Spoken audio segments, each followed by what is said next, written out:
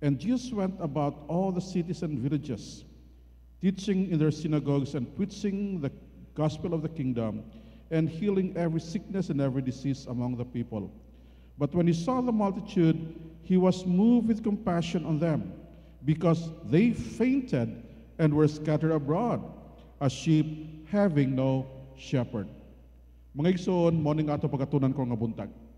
Isa ka importante nga butang nga ato pagbutang sa nahuna-huna nato, unya pagatukibon nato nga tinutuyo para sa namang kinabuhi. Sige, mag-aampo sa kita. Ampo kita. Amahan na mga langit noon, salamat karong nga buntag sa mga gihatag namo kanung nga panahon. Salamat Ginoo sa kagayunan Ginoo nga makatigom kami. Unya o Dios nga makatuon kami sa mga pulong. Ginoo usahay ang among nakita Ginoo nga kami nakaibalo na sa bersikulo. Nakaibudo na sa mga pulong, unya kami Ginoo dili na kinahanglan Ginoo sa pagbasa niini, pagtuon niini o Dios. Pero o Dios, kami nakaibalo nga kung kami mga anak nimo nga nagabutang sa among kagalingon sa mga tubangan, kami Ginoo dapat nga naiibutang Ginoo, dapat kami nahibawan, dapat kami Ginoo naiibutang ang mga kamatuoran sa among kasing-kasing. Nga among pagatindugan, among ipagasaysay sa uban, unya among Ginoo nga pagahimon sa among kinabuhi. Karon nga buntag o Dios, tabahay kami sa pagtuon sa mga pulong. Tabahay kami Ginoo sa pag-ila sa imong kabubuto sa mga kasing-kasing. Ug tabahay kami Ginoo nga mailana mo Dios nga kami naay bahin nini nga trabaho nga imong ginahatag Ginoo sa among tanan. Ikaw magtabang o Dios kanamo, unya ikaw magpanalangin Ginoo kanamo. Nagapasalamat kami kanini kagayunan sa ngalan ni Jesus. Amen. Mga igsoon sa Ginoo, sa duha ka semana nga wala mi din sa Bethel Baptist Church, daghan mi og naadtuan. Pero ang pangutana, unsay amo nakita sa kalibutan? Di ba? Daghan man ta naadtuan, naba kay nakita. Nagandi ka nga lugar, nakabay nakita.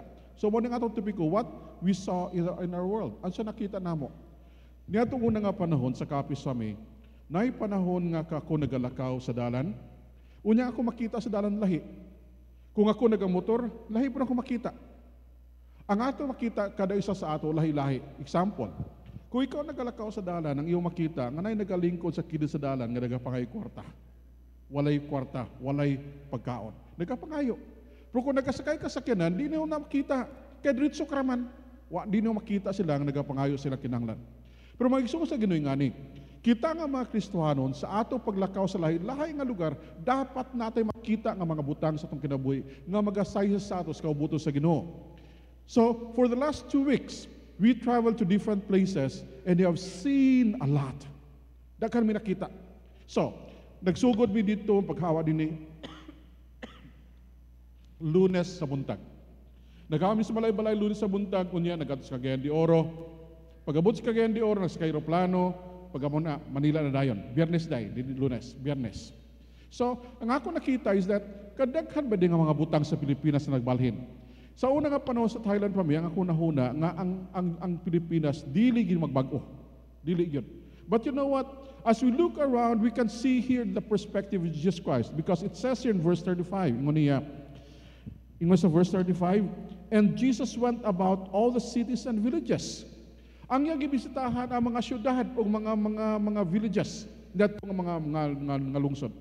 Magisuo sa Ginoo, sa panahon ni Kristo, ang mga syudad nga ila ginamin dinhi, dili mga syudad nga pareha sa Balay City or sa Valencia City nga daghan og mga tao. Dili pareha sila ana. Sa una nga panahon, ang mga syudad pwede ni malakaw. Pagkapikas, inuras lang. Tuyukan nimo, inuras lang. Unya kung dagko mga syudad, siguro mga tulo ka adlaw nga lakaw nimo tuyok sa syudad, aya pa niyo makita ang tibuok ng mga katawan sa syudad. But you know what? As we see this verse, it says here, ang tanan ingon niya, and Jesus went about all the cities and villages. Buting nun, tanan nga lugar, yung gatuan, tanan ng mga syudad, gatuan niya, tanan. Mga igsoon sa Ginoo, kita nga mga Kristohanon dapat makita nato.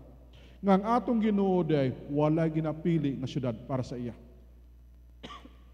Ang atong Diyos nga natuhan, Diyos nga nakakabalakas nga mga katawhan. Ingon din puno sa Ginoo, verse 35, teaching in their synagogues, and preaching the kingdom, the gospel of the kingdom, and healing every sickness and every disease among the people. Ang katong Ginoo nagapangayog tanan nga sakit o tanan nga mga dili maayo sa mga lawas, unya mga tao nagatuo sa iya. Mga igsoon sa Ginoo, mao ni atong Dios nga atong inaalagad. Kani ang gihimo karon nga panahon, mahimo na itong primero nga butang, bisita sa tanang mga syudad. Pero ang pagbisita na sa mga syudad na itong unang nga panahon, dili para sa ato karon. Ang iyang pagbisita, nagalantaw sa mga tao, unya iyang gatabangan, iyang gaayuhon na may sakit, unya siya nagahimo siya mahimo sa mga tao. Karon di nato na mahimo, dili. So, unsa ka ito mahitabo sa ato karon? Ingon sa verse 36, ingon niya,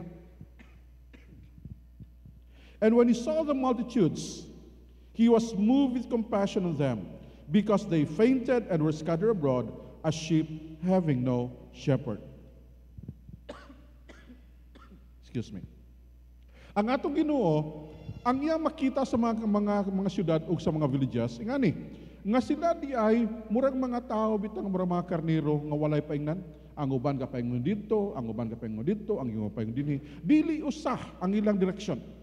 Wala sila nagapaingon sa usa lamang kapadulungan, kundi sila nagapaingon sa daghan nga mga lugar nga ilang paghimuon. Unyang unya dinhi, as if sheep they fainted. Nagkalipong. Unya nagapalayo sila sa ila nga mga dalanon nga murag walay nagabantay sa ila. Mga igsoon sa Ginoo, ang ako makita permi sa akong kinabuhi ngani. Ginoo, kani mga tao sa akong palibot, asa ka sila paingon? Nagabot mi sa Manila katong Biyernes sa gabi, mga alas 10 na sa gabi. Nagata mi sa terminal sa katong bus dito. First time na ako nakita utrang Manila. Nga pagkadaghan ka tao. Unya di ko kasabot, asa ka paingon? Tuwara dito, gatuyok-tuyok, alas 10 na sa gabi, alas 11 sa gabi, gatuyok-tuyok dito. Unya na ako, asa mo sila paingon? Wala, okay balo. Sila po wala nagapakita sa paingon. But look at this, as if they fainted like sheep having no shepherd. Mga igsoon sa Ginoo, ako nagato nga kamo nakita ni ana. Bisan din sa malay-balay, daga kitang nakita. Pero kung mag-adto sa mga lugar nga madagko pag yun, dagko nga mga syudad, makita natong mga kemtangan. So, unsa mo nakita kaning duha ka semana? Number one. Ang number one is this. We have seen the progress and the prosperity of the land. Ang atong yuta, ang Pilipinas, nagasinso. Sa una, magadto ta Cagayan, magrupado gid plano, tuwata sa langin sa kanang airport nga daan. Karon bag-o na. Di ba? Sa una nga panahon, ingon ako sa Ginoo, unsa man ang yuta in taon, murag layo maginis pag-asenso. Pero karon nga panahon ng atong kemtangan sa Pilipinas lahi na. Pero ingani ang atong kemtangan, nag-ayo ang atong kemtangan, pero nagmahal ang atong mga palaliton. So, mga iso sa Ginoo, makita nato nga ang Ginoo di ay wala nagapili sa iyang butanga siyang panalangin. Wala siya nagabutang nga kaning nga lugar lang akong butang o panalangin, unya kato dili. Ang nakita na ko is this, bisag asa ta paingon, ang panalangin sa Ginoo nag-abot. Sa dito sa Thailand, ingon ako sa ila, di ba ang Pilipinas mo'y una nga nakabutang o kanang light railway system, kanang train sa siyudad? Manila mang una, Pilipinas. Ingon ako sila, una mi. Ingon na sila nga, pero bagong amo, inyo daan. Sa tinuod lang, magsakay mong LRT sa Manila, ang atong LRT has kang dugaya na gyud. Unya, wala gina na nag-ayo nga nagdaghan. Karon na nga panahon nagdaghan na siya. But look at this. If you look at that one as a progress of our nation, ang atong nasod nagaprogreso. Pero ikumpara nato sa mga nasod, luya kay ta ulahita. Pero mga iso sa Ginoo, what I can say is this, I have seen the progress and the prosperity of the land. Sa una nga panahon, mag-adto tag Baguio from Manila. Kanang Baguio pengo sa Manila, murag ko na siya. Manila Baguio is I think less than 300 kilometers. Less than 300 kilometers. Kaya mo pila ka oras sa dagan na sa basa una? Mga 6 ka oras. Nganong dugay man kaayo? Ha? Nganong dugay man kaayo? Karon nga panahon, ang dagan niya mo abot siya mga 4 ka oras from Baguio to Manila. Paspas na. Nganong paspas naman? Ang ako nakita, Ginoo, di ko makatuos ang nakita nga dalan. Nga daghan kag dalan nga paingon dito, paingon dinhi, paingon di speakers. Unya, gwapo na nga mga dalan. Gwapo na. Mga iso sa Ginoo, di mo mabalakas yung nasod ng Pilipinas. King atong nasod ga progreso. And so, ang makita nako nga, we are progressing. We are going on prosperity. As a matter of fact, katong Webes, last week, di na sa Tos Manila, di nimi nag-atos Surigao. Paingon to, agibig Valeria, paingon dito. Unya pag uli na mo, gikas sa Surigao, di nimi nag-agi sa taas, sa bukid. Kamera man ang nag-agi dito, ingon ako, marag iso galing ta. Kaya kira, wag kita na nasugata din yung masakinan. Kay balo ko ang video lisod ang dalan. Kay kada hawa ni mo sa simento, na yung mga bangag na tubig. Ang problema na, bangag na tubig, di ka kay balo kung laom o dili. Ingon na akong asawa nga, tay, sa sunod, din ta mag-agi din hiya, kaya daghan ta mabanggaan sa silong sa tubig. Nako nga, sige lang, taon na nato. But you know what? Kaning atong lasang din hiya na butang og kanang dalan, usana sa butang nga makita nato nga lahi yun sa unang nga panahon. As a matter of fact, if you go this way, Aglayan, Pangos Kaburakanan, Busdi, Kalabugaw, makita ninyo na kung unsa gihimo sa atong mga presidente o atong mga leaders, ilang giayong atong nasod. So mga Igsoon sa Ginoo, what we have seen is this. We have seen the progress and the prosperity of the land. Ang ako masulti sa Ginoo, Ginoo salamat. Ginoo salamat. Pero ikaduha, ingani, the second one that we saw these weeks is this. We have seen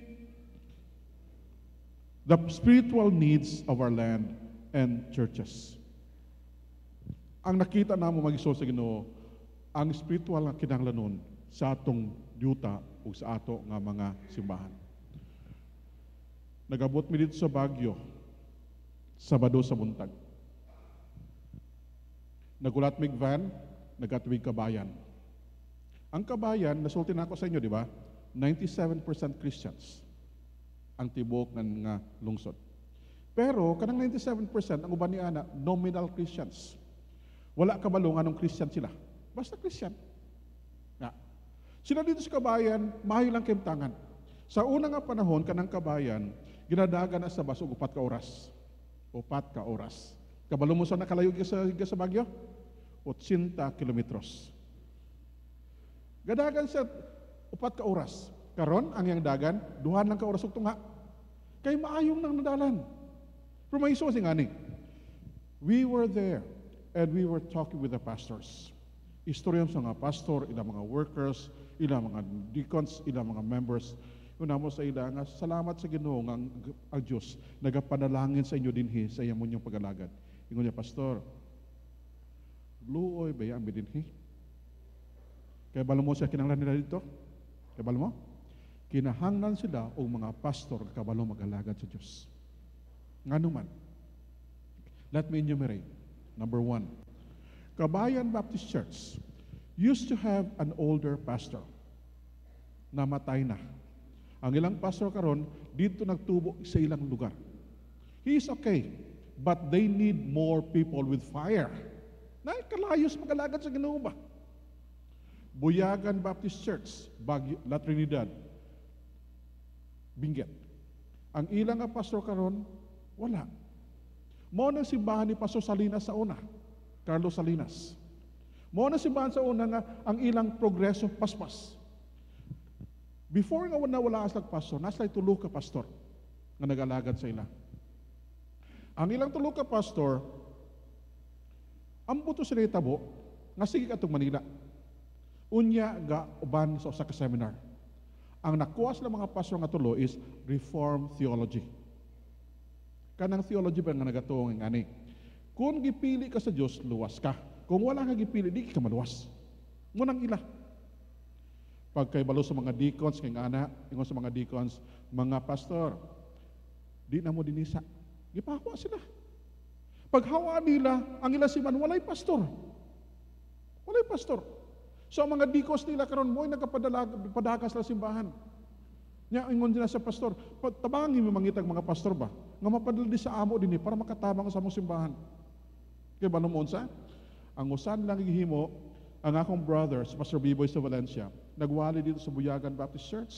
Unya pagwali niya, ingon niya, Pastor, pwede ka namong tawgon na among pastor dinhi? Gikan sa Bukidnon, tawag ko sa Baguio. Gwapo no.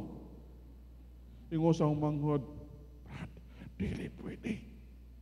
Dili pwede. Daga kong trabaho dito. Nako bitaw. Una-unaon ni mo na. Imong pamilya tuwa dito, imong asawa tuwa dito, ang imong pamilya sa mga asawa tuwa dito, imong trabaho tuwa dito. Kutawong kanila mong unsaman. Pero mag-iso sa Ginoo ingon na ang Buyagan Baptist Church na kinagpastor. Ikaduha sa Baguio. Baguio Baptist Church. Ang Baguio Baptist Church mo nang pinakatiguwa nga simbahan sa Baguio. Ang Baguio Baptist Church walay pastor pod. Ang nag-aalaga din na usa ka intern. Bata pa. Ang ilang simbahan, ang mga membro nagawala ng uban.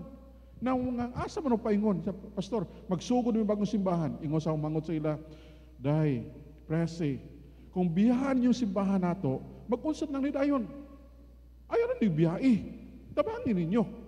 So mga iso sa Ginoo ako nakita nga, as if they were looking forward to a better times, but they're looking for people to serve them. They're looking for pastors to serve with them.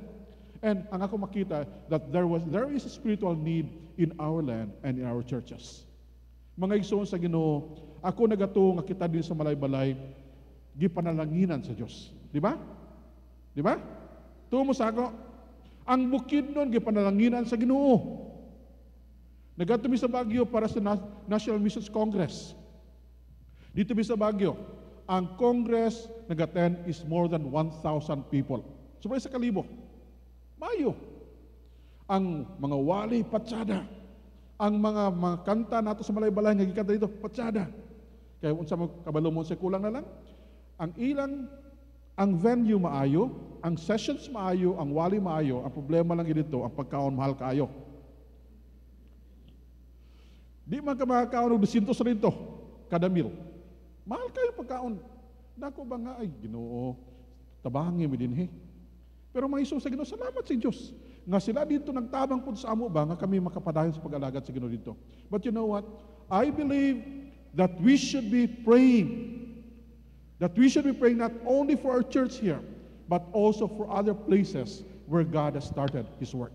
Mga iso sa Ginoo, kung ato dinhi sa balay-balay, ang mga workers nato dinhi, maglantaw lang forward, maglantaw pa dayon sa unahan. Ako nagato nga kana nga lugar sa Baguio mabutang nga ginag-worker. Wala ko kabalo kasi padla niya. Wa ko kabalo. One time sa una nga panahon, buhi pa to ilang pastor nga namatay na. Nako na istorya nga usa na ka membro nga taga-Kabayan, nga member sa Baguio Baptist Church pero nag-graduate sa Bible School, Bible woman sa. Nguna ko sa iya, day. Kay balo ka? Pwede man tako din sa Baguio Baptist Church. Wala ako nakahinumdum sa akong isulti sa iya. Hinumduman niya na. Ya pastor, hinumdum ka? Nga nagsulti ka na pwede ka din sa Baguio Baptist Church. Ako, wala ako hinumdum. Unta, kung dini ka sa Baguio Baptist Church, na kay mahimong adako di sa amo. I am thinking, tinuod ka na, mahina ko mahimo. Basig na, basig wala. Pero mag-iso sa Ginoo nga ni. Sa karon nga panahon, too late. Late na kaayo. But I know that God is going to call some to bring it there.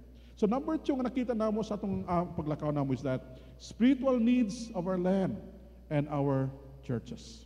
Mga igsoon sa Ginoo, dako nga kinahanglan sa atong mga simbahan ang atong pag-ampo para Ginoo sa ila. Ikatulo nga butang nga nakita namo. Third one, the need for workers for the mission fields. Kay balo mo sa Baguio, mao to ang 4th National Missions Congress. Kung naapay usa ka butang nga gusto tanaw may tabo, nga daghan tagi ka sa Bethel Baptist Church na nakauban. Galing kay gamay raman mi. 8 plus 2, siguro mga 15 ka buok ang nakauban dito. Gamay ra. Pero mga iso sa Ginoo nga ni, ang atong kinanglan nagasulti permi sa atong mga kaimtangan. Kay balo mo, ang gisulti sa pulong sa Ginoo, the harvest truly plenteous, but the laborers are few. Gikan pa sa una nga panahon, hangtod karon mao nang kaimtangan nato. Unya kung kita dili mag-uban sa tong kaugalingon niya nga panahon, di gyud mahuman. Mga igsoon sa Ginoo, bibo kayo. Pag-abot na mo sa Baguio, nakita nako dito ang mga tao nga gikan sa Thailand.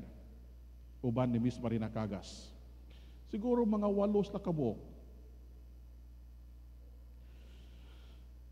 Ingon na sa ako, did you miss Thailand? Di ko makatubag uho o dili. Of course I do. Ingon niya siya, kano sa magkabalik dito? Di po ko katubag. Gusto ko kanang tuig o next year. Okay, balo mo? I was looking at them and I just say that to the Lord, bless them. Give them the courage to go on. Sinawa mi dito. Ang natabo, ngayon ani, ang tanan lang nga staff sa Paboy sa Thailand, nag-abot. Kabalong pila kabok? Si Toto Silorio, taga Valencia, ba niyang asawa, o yung anak na duha. Si Miss Cagas, nga retirable na, mag 49 years sa Thailand. Si Miss Acosta, retirable na po. Si Miss Ruiz, unya, wala na. Upatra na sila kabuk sa Thailand. Upatra. Ingon lang nga, tabangi mi ninyo magampo. Kaya nga among trabaho dito, dili sayon. Of course, I know that. Dibawa na ako na.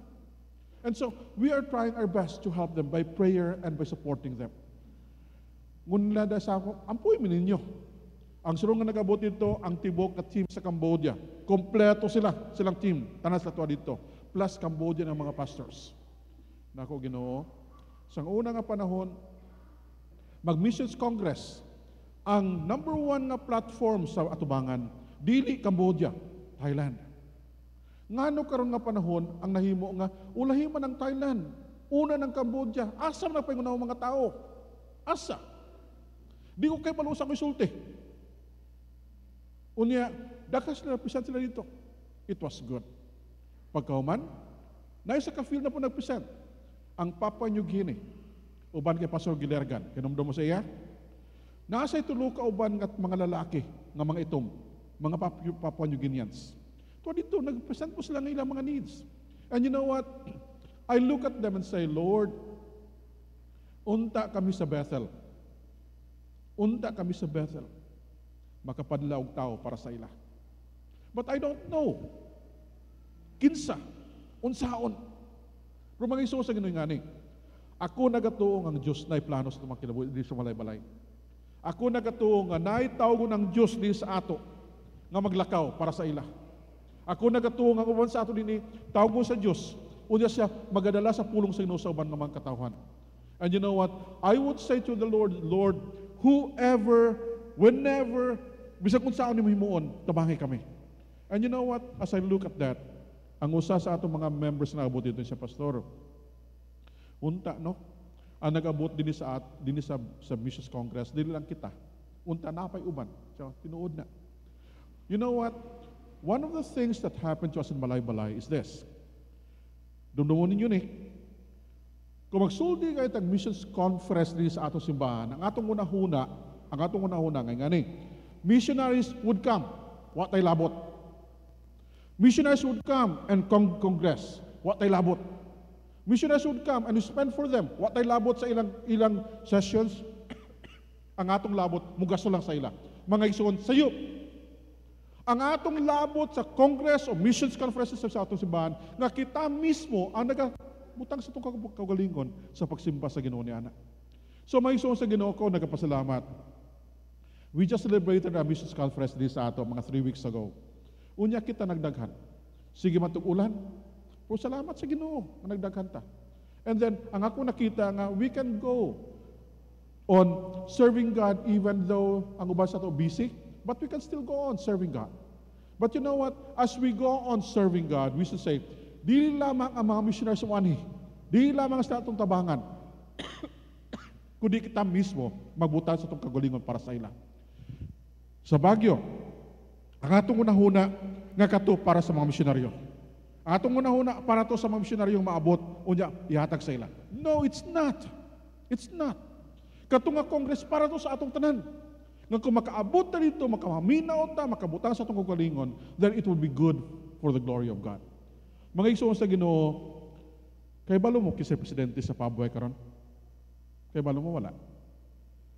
Ang iyang ngalan, si Eddie Rayos. Kaya balo mo, plena yung edad niya? Kaya balo mo? Hapit na magsitinta. Taon-taon, mamatay na. Tinoon. Ang problema yung kung kwaon sa Ginoo, kinsa mo puli sa iya. Kauna-una mo? Kung kuha sa Diyos, kisay puli sa iya, pagkadako nga trabaho. Kung wala sa ato dinig usa, kung wala sa ato dinig ampo para sa iya, kung wala ta nagabutang sa tuko galingon sa tubanga sa Ginoo, kinsa man ang gamito sa Dios? Di ba? Kung kita di magbutang sa tuko galingon, magtabang sa trabaho sa Ginoo, kinsa man ang gamito sa Ginoo? Mga igsoon sa Ginoo, ang ako nga paghandom ko nga buntag is this.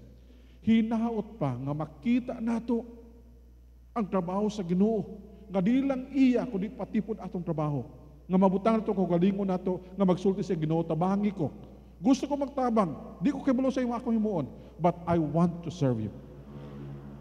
Sa Congress, naitulo ka mga boxes, crystal boxes, tulo. Ang primero is pray. Ampo ka. Ang ikaduha nga box is give. Ang ikatulong nga box is go. Ngunit ni Pastor Ayos, what we need to do is that we consecrate ourselves. We put our names on the boxes. Kung asa ka mabutang. Kung mag-ampo ka lang, ibutang nga lang sa mag-ampo lang. Kung magpadala ka ng kwarta para sa missions, ibutang nga lang ni mo sana. Kung gusto ka maglakaw, ibutang din sa katulo. Now, ingon na ako asawa sa ako, nga nung gibutang man imong nangalan sa katulo, nga di naman ka makalakaw. Kung sa tinuod lang, gusto ko maglakaw. Galing din na pwede. Lisod. Kung ako, gibutan na akong ngalan ako dito, kadi ko maglakaw, pupalako na ako ang mga tao na mo. If ever God is going to bring people here in our church, and they would say, I would like to serve God, we are going to support him or her. Right? Sakto? Kung naay tao din sa ato simbahan nga magtindog para sa Ginoo, ang atong himuon, na suportahon siya o palakot. So may iso sa Ginoo, atong unang nga box, pray, daghan na nagbutang ngalan. Ikaduha nga box, give, daghan na nagbutang ngalan. Ay katulong nga box, go, ang ngalan na butang gamay ra. Pero kay balumuon sa katong nga mga ngalan na butang dito, mag-alaga to sa Ginoo para sa iyang himaya. And so, what we can do is this. Are we willing to work for God? Luwas naman ta, di ba? Nakailan naman ta sa Ginoo. Gibutang naman sa Ginoo sa atong mga kinabuhi ang iyang kaluwasan. Gibutang na sa Ginoo ang atong ugma, nabutang na sa ato, nabawa na ito hasta paingon. Pero makisuko sa Ginoo nganing. Kung wala ta makaila sa iya bilang atong maluluwas, atong ampuan. Atong ampuan. Di ta kay balusaw na ito pag-alagad sa Ginoo, atong ampuan. And so, as we go on serving God, and so, kaninga buwan is going to be special again. Because on 22 up to 24, there's going to be a missions congress again sa Valencia City. Ang MFM na congress. You know what? Kanang nga congress lahi na sa Baguio. Ang MFM is this. It's a local missionary body working among the Muslims in our Mindanao area. Mga isuon sa Ginoo, dagkan tag trabaho. And so, sa 22 up to 24 sa Valencia City, ako ikamo encourage, let's join it.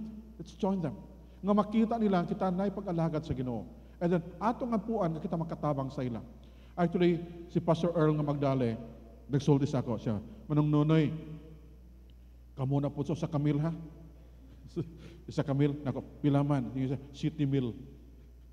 Kita ko na sa pagkaon. Sige, ako, sige. But you know what? As we have those things, what I can say is that we need a lot in serving God. It doesn't matter kung tagpila nila pangayoon o pila ka tumahatag sa ila. It doesn't matter. Pero ang atong pag-alagad sa Diyos, nga makita nila, nga atong makasing-kasing na butang din na, o nga atong taya ang atong kinabuhi, hinahot pa nga makita sa uban, nga kita din nag-alagad sa Diyos nga buhi. Mga isoon sa Ginoo, ako nagapasalamat ko nga buntag, nga nadala na ako ni sa inyo. Because I have been thinking about this while we're traveling. What to tell you and how to tell you. And I hope that we as members of this church, we are going to go on serving God, serving Him with all our hearts as we go on. Sige, mag-ampo kita. Ampo kita. Amahan na mga langit nun, salamat. Nga ikaw matarong, ikaw madayig na mo Ginoo. Ginoo, salamat yun, ikaw among Diyos manuluwas. Nga adlaw-adlaw Ginoo nagabutang sa mga kasing-kasing Ginoo sa imong kabugaton. Ginoo tabangi kami. Nga ang pag-alaga Ginoo sa imo makita sa uban. Unya nga pag-alaga namon Ginoo kanimo mabatian namon Ginoo iyong pagtuwag Ginoo kanamo nga dapat kami maglakaw, dapat kami magsaysa sa mga pulong Ginoo. And then Lord God, I pray that you're going to bless us. Ginoo tabangi kami. Nga kami Ginoo mahimo nga mga alagad nimo Dios. Panlangini kami o Diyos sa among paglakaw. Unya kami Ginoo padayon sa pag-alaga Ginoo kanimo. Kami nag-ampo o Diyos karong nga buntag ikaw maghatag sa imong panalangin kanamo o Diyos. Nga kami ran dinhi nga nag-aalaga Ginoo kanimo, makahimog influensya Ginoo nga positive sa mga kinabuhi sa among mga membro Ginoo. Nga sila Ginoo mag-alagad pod Ginoo kanimo. Mga igsoon sa Ginoo, while we are closing our eyes and praying, pangutana lang sa kabutang. Gusto ka mag-alagad sa Ginoo? If you are here this morning, say, Pastor, gusto ko mag-alagad sa Ginoo, pwede ko kebalo. What you can do is this. Say to the Lord, Lord, I want to serve you, but I don't know how. When you say that to the Lord, God is going to lead you to a place where, or work that you can do. Siguro wala ka pa nakaagyan ng trabaho, but God can lead you to work on that. And then as we go on serving God, He will lead us farther into other lands. So mga iso sa Ginoo, pray as you sit down there. And Ginoo, tingnan mo Ginoo, tabangi ko. Gusto ko mag-alagad, pwede ko kay balon saon. Gusto ko mag-alagad, pwede ko makagawas sa malay-balay. Gusto ko mag-alagad, wala ko'y kwarta, wala ko'y mahimo, wala unsa nga butang. Because when you pray to the Lord and ask Him for help, He is going to put His hand behind you and put you forward. Mga igsoon sa Ginoo, that has been the blessing of our lives, that God has blessed us. So mga igsoon sa Ginoo tabangi, ampo kanina sa tagalingkod ka, and say to the Lord, Lord, I want to serve you. I don't know how, but today I promise to serve you in whatever ways I can. Amahan ka lang gitnon, salamat sa mga kaayo. Tabangi kami. Ipakita ka namin Ginoong kaubuton nimo. Panlangini kami, Diyos, sa ngalan ni Jesus. Amen.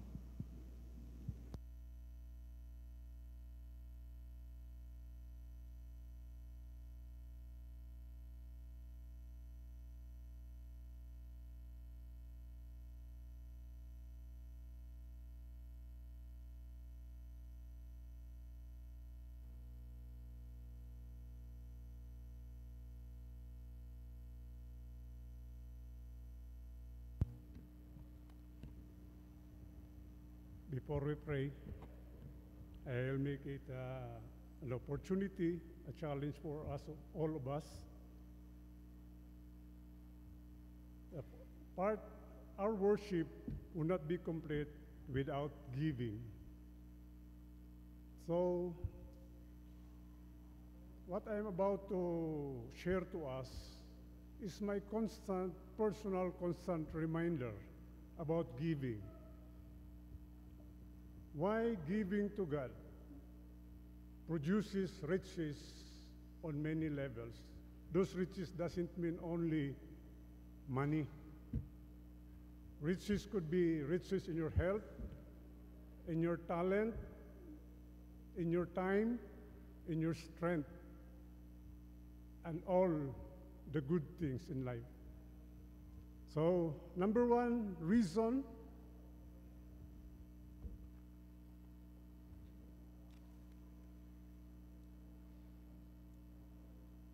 when you tithe, not only God give you back the amount that you tithe, but God will also give you back so much that you have no place to store it.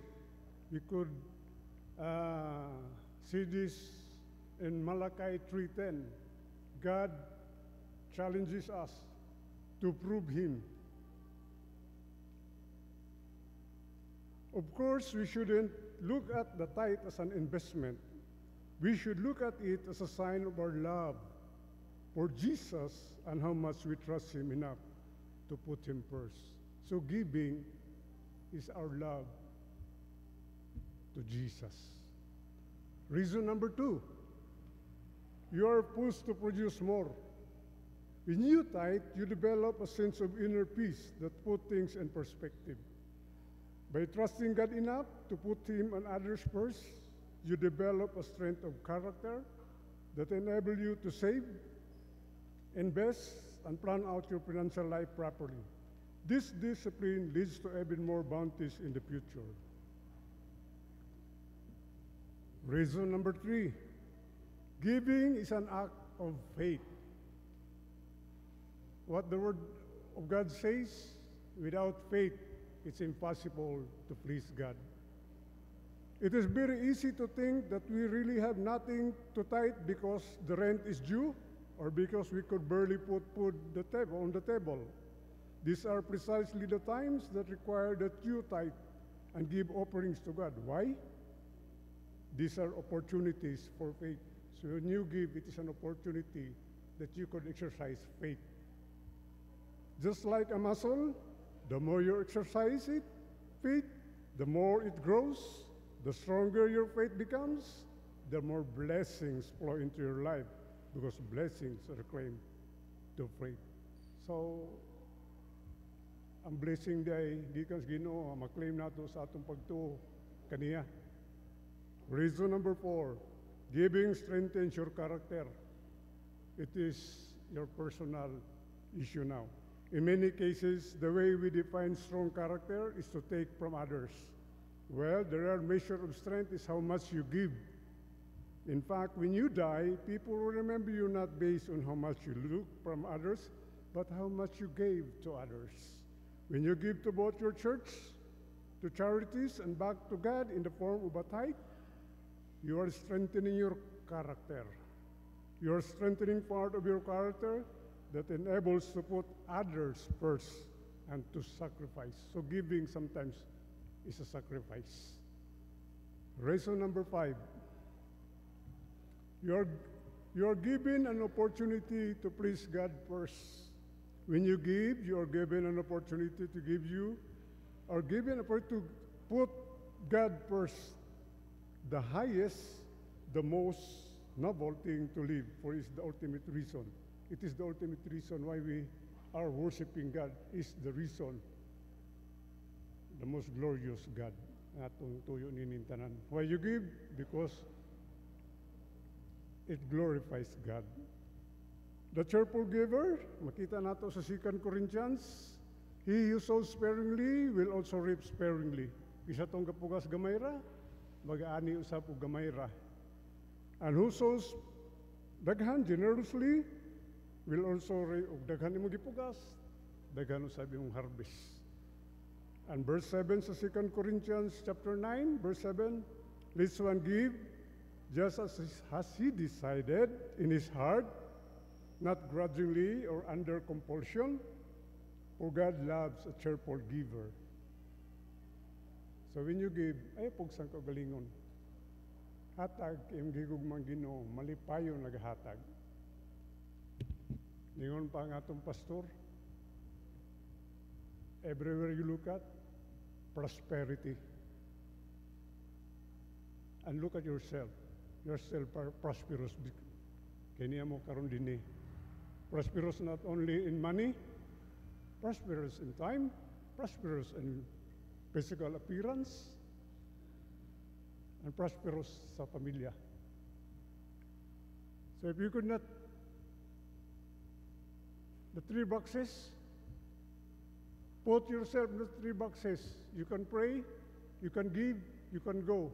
If you could not go in the faraway places, then you could go in your workplace and be an influence, your immediate circle of influence. Let's pray, Father God in heaven. Thank you sa reminder ni mo kanamo. How could people go if nobody sends? So people could go, Lord. Nowadays, we need resources. And all of these resources, Ginoo, gikan kanimo. Not unless we acknowledge, Lord, nga ang tanan butangan niya kanamo, gikan kanimo, we could not truly appreciate giving. But Lord, salamat sa imong pulong nag-remind kanamo. Sulayan kanamo, Ginoo. It is not an investment, Lord, but it is out of our love to you. Lord, bless your people so that we will all be a channel of blessing. Lord, as we give back to you the amount you have lent to us, bless this amount, Lord, for the furtherance of the gospel of the Lord Jesus Christ. This is our prayer in Jesus' most precious name. Amen.